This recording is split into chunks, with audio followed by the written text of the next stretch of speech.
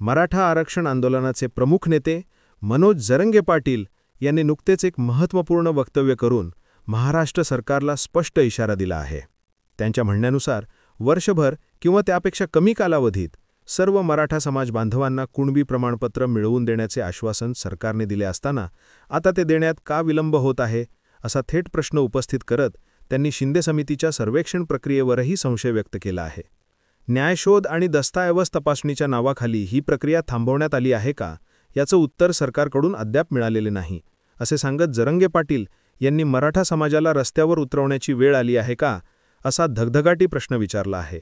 हे वक्तव्य करून त्यांनी निवडणुकीच्या पार्श्वभूमीवर सत्ताधारी पक्षांना मराठा समाजाचा रोष कसा भोगावा लागेल याचे सूचक संकेत दिले आहेत.